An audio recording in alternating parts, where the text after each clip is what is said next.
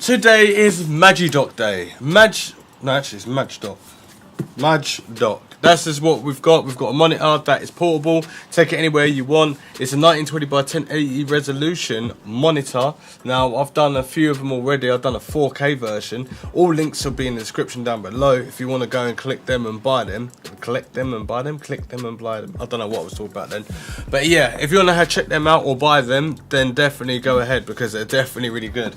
And this probably will be good as well. So we're going to go and talk through like the actual specs and stuff like that, and a few like the functions that it's got and see how good it is. But yeah, it's a portable monitor, runs on Type-C to obviously charge it, and it's also touchscreen as well. Actually, is it touchscreen that I can actually click into things? Oh, look at that. It is. So you can get all your icons and everything like and everything that you would normally do on a big monitor, just that it's touchscreen. But it's also a travel touchscreen, and it also runs on Type-C, so you could use another battery pack and then obviously use that to obviously charge it. It's 11.6 inch screen, and it has really, it just looks good. I actually do like it. I think it looks good. It's an IPS screen as well, and it comes with all the cables, so Type-C and obviously HDMI mini to micro. It can work with Xbox, work PlayStation, work with all the consoles, and it works with PC. Just the difference is that it's portable and it's touchscreen and everything like that. And if I turn it around like so, you do have like a miniature Vaser mount, and I'm pretty like certain that this is like the smallest Vaser mount ever, because it didn't even have it on its other monitors.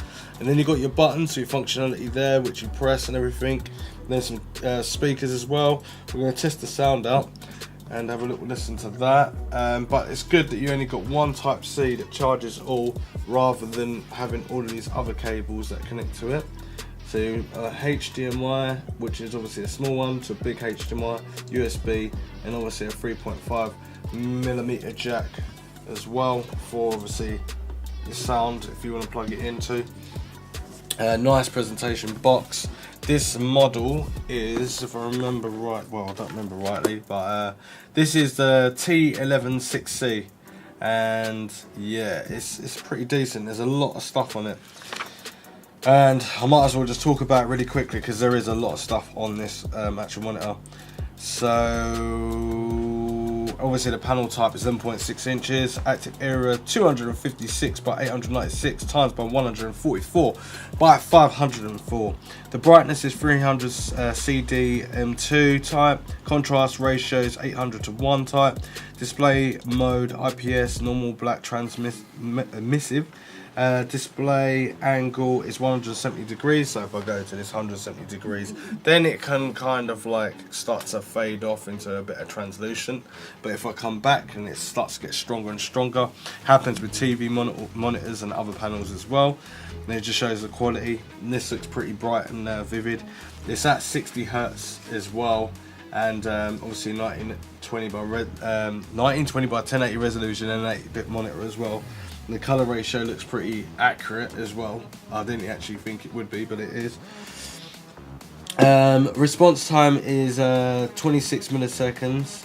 Signal interface is the resolution. EDP 2 lanes 30 pin, and obviously width and height 16 by 9 screen, and lamp type and WLED. So if I obviously unplug this real quick, which is a Type-C, very sturdy, doesn't feel like it's just going to come out very easily. It's just you have to pull it quite hard. I'll plug it back in. This is how long it takes to come back on. Bang, and it's really quick. Sometimes it's actually quicker than most TVs. It comes with obviously a little stand as well, forgot about that, a little stand. It does move backwards and forwards to give you a little bit more adjusting, so have it more flatter down or upright. And then it's got these like rubber bits that don't scratch the desk, and it's got rubber bits, rubber bits at the bottom and plastic at the front, and then rubber bits so it doesn't scratch the screen. If I plonk it back on there, it does sit pretty nicely. I don't really notice it, but when I look down below, I do notice there's a little notch in the screen, but it's not too bad. And then it's got the Magedok logo at the top there. I do think it's pretty cool. Anyway, what else we got in it?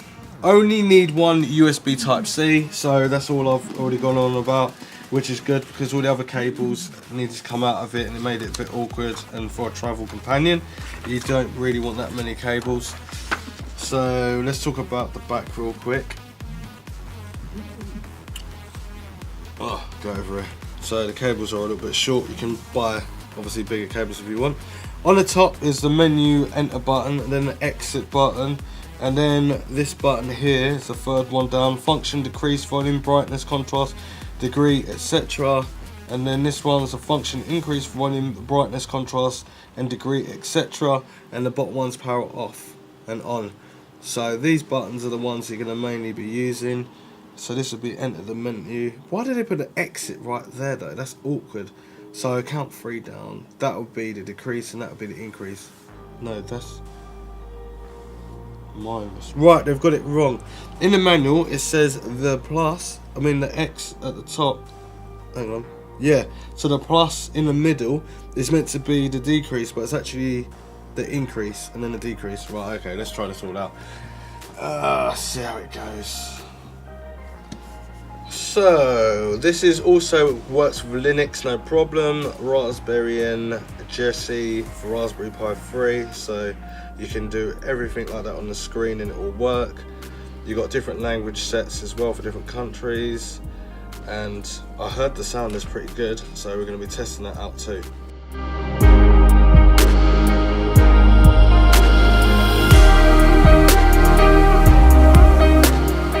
This will also work with Windows 7, Windows 8, Windows 10, and it's driver free, so you plug it in and it will recognise it straight away.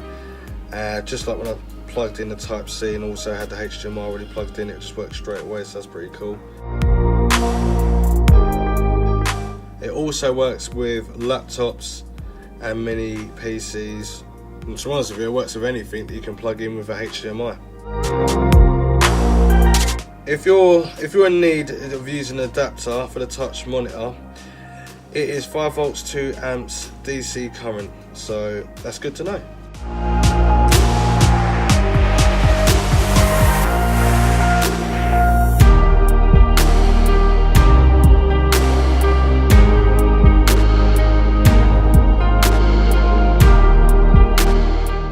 So at the moment what you're looking at is 8K footage running at 60 frame rates per second, and obviously the camera that I'm using is a 5D Mark III, and obviously it's glitching out because we had to stop it and start it again. But it's not glitching out the actual monitor, it's the internet connection, because 8K is nothing small, that is freaking huge. But don't it look delicious? Absolutely stunning. It looks like real life off this little monitor. Let's try a game on it. Right, so now we're going to check out the sound of this monitor. Let me just press play. Don't seem to have any sound. I've got sound, but I haven't got no music in the background, so I've got to wait until I actually go into it. It's up full blast right now, and the microphone is pretty close. It's about 30 centimeters away. But so far so good. The colour reproduction and how clean and clear it is, it looks really, really cool. Sounds awesome for a little monitor like this. Hello. Nice jump, hero, nice jump.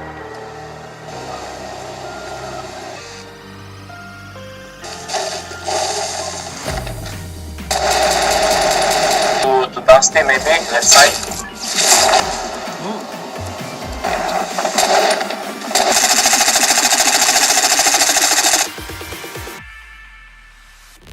Seth, almost dead.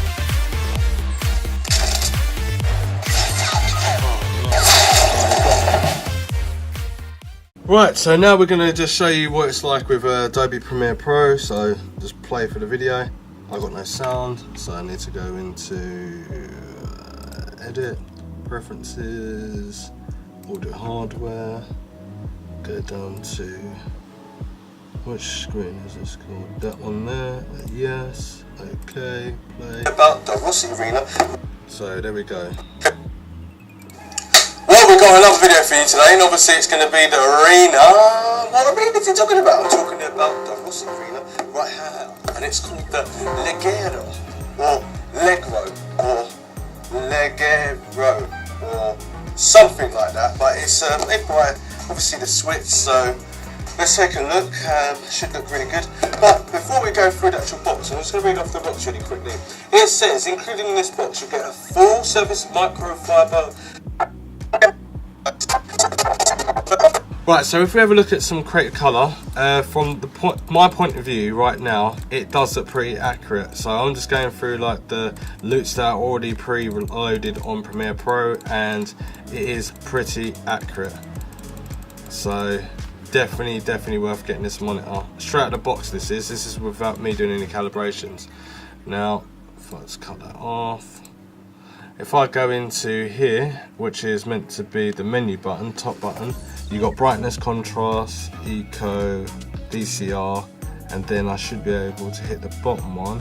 Yes, right, and it scans down. So you've got horizontal position, vertical position, clock, phase, aspect. So that's in wide at the moment. Then you've got your user color temps, so you can change your own red, green, and blue. On-screen display, height position, on-screen display, vertical position, on-screen display timer, transparency, then image auto adjust, color auto adjust, and you've got signal source as well. So you've got HDMI, and then obviously the volume control, and at 1920 by 1080 at 60 Hz. Also, I did go into here as well, not personalized, and went into display settings, and then obviously went to 1920 by 1080, and then I went to graphics settings. No, I didn't. I went to advanced settings. And then, as you can see, it says 8-bit resolution, RGB, 1920 by 1080 resolution. So that's all pretty cool. Then I click on here, then go into monitor, and then you can see in the drop-down menu that it goes up to 60 Hz. So that's what I've got it on. Cancel that. And then that's how I look at things. But yeah, you can literally go from the button being at the top, press that, and then you can scroll up and down. So the second button is exit, so I need to go down here. Then I can go up and down, and I can change all the aspect ratio. But I'm not going to really do it all, because technically everyone's got their own different preferences. And well, we've got it on standard. I might have a look at that quickly. Oh, I just turned it off. No, I didn't. What did I do? Oh yeah, I did turn it off actually. Well, it's pretty quick. So this is my menu button. So I go down, scroll down to where I want it to go to. That one, then press the top one, and then scroll down to that one, and then press menu button. And 1, 2, 3. Movie. Oh, it's really okay. This is pretty good. Gaming mode, which I didn't even have it on. Text, standard. Movie mode looks nice and bright and vivid. Okay, well, this is definitely a recommendation from me. I like this monitor. It's really nice. It's clean and it works. Also, let's turn it off 1 second so we can see if there's any bleeding in the screen. And there is no bleeding in the screen. Turn it back on. Which one? That's that one. Right, let's wrap this video up now then. Recommend this screen, 100%. Definitely go and buy it. Actually, saying that, I don't even know how much this screen is, so let me have a little look. I've got a mouse and a keyboard set up at the moment, but I can also just click on here, and then I wonder. No, I was gonna say I thought a keyboard would come up. Magedok I think that's what it is. So if you want to go and purchase this, I'll leave a link in the description down below. Obviously I can't find where it is at the moment, but I'm on the website and I know they do have it, but I thought it was just under Magedok, but it's Magedok 11.6.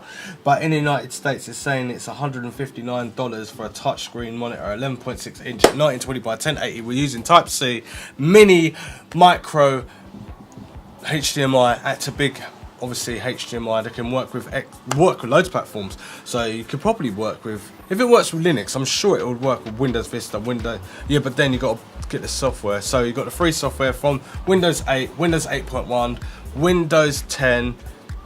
Or did I just skip through then? yeah, Windows 10 anniversary, Linux. It'll work with Mac as well, because that works on Linux. Xbox, PlayStation, and Raspberry Pis. So literally covers the whole thing. Anyway, hope this video was kind of in depth, but if you look at the other videos, I'm gonna have a link in the description down below or in a card somewhere on the screen. It will show you that I went through all the different menus, up in the color grade, down in it, and adding reds and greens and blues, and showing how far you can go with them. They're kind of the same sort of screens, except for the 4K one. The 4K one is sick.